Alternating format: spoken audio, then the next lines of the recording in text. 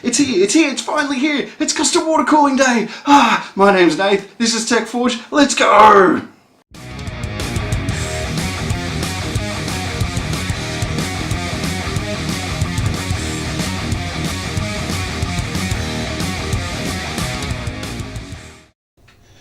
So here we are, back with some familiar parts, the workhorse Ryzen 5 1600, paired with Gskill Trident Z RGB 16GB RAM kit, which of course is rated at 3200MHz C14 latency, all woven together with the Crosshair 6 Hero motherboard by ASUS. This time around, however, we are of course looking at custom water cooling from EK Water Blocks, with the EVO Supremacy CPU block and the Xres 140 Revo glass reservoir and D5 pump combo. To handle the cooling side of the equation, there are 6 EK 2000 RPM Vardar fans in on sale white, coupled with a 420mm Alphacool Monsta radiator measuring 85mm thick. This literal unit was snatched up for the princely sum of 57 Aussie dollary dues on eBay, complete with some basic fans and a PWM Moloch splitter for the troubles. Can anyone say bargain? Probably, but enough chit chat. I'll pop back in from time to time, but for now, let's rock this build.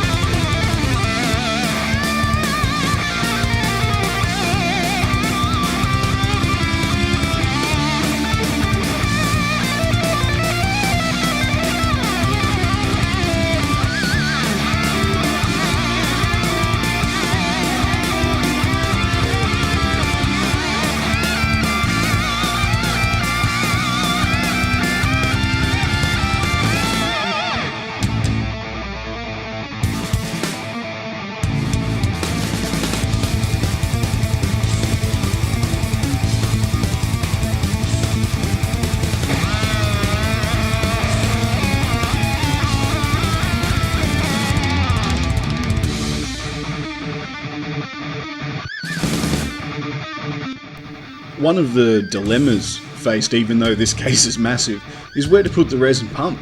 The rad is so fat, it covers the case mounting point, and the res is too tall to fan bracket mount thanks to the GPU. All that's left really is to get a couple of EK5070 brackets and drill them into the hard drive cage mounting points and just hope for the best. That way we can just clear the GPU and keep the drain ports out of sight.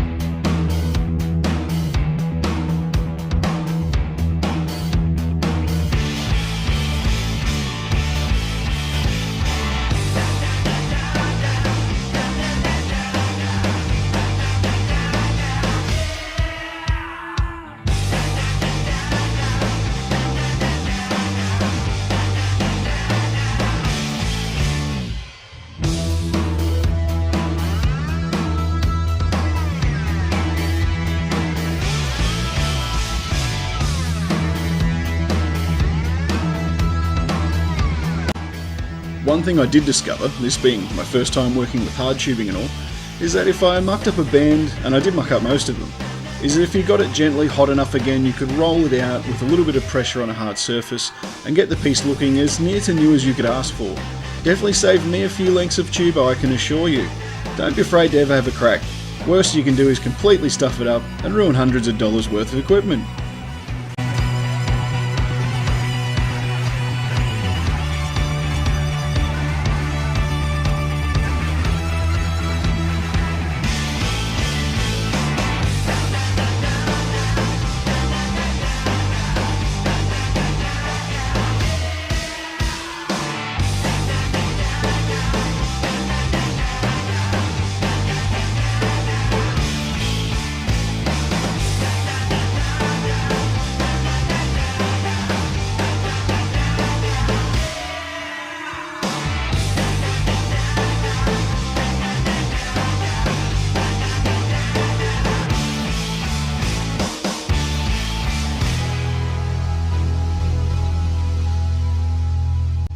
At the end of it all, this probably isn't the worst first attempt at hardtube, and there is one run that I'm not happy with at all, right here. You can't see it from the side, so it isn't enough to worry about. It's just a pain knowing it's there. At this point, I guess we just fill it up and cross fingers and toes for no leaks.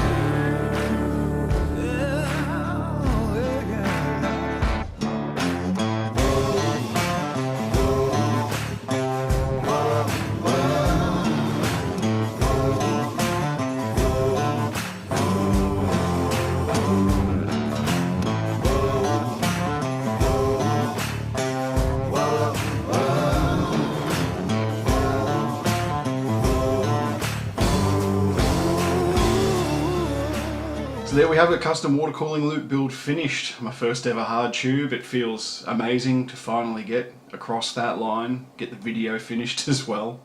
It's probably not anywhere near as impressive as some of what these pro builders do, but I'm really happy with it because it's something I've never done before and I've now done it, and this is the end result.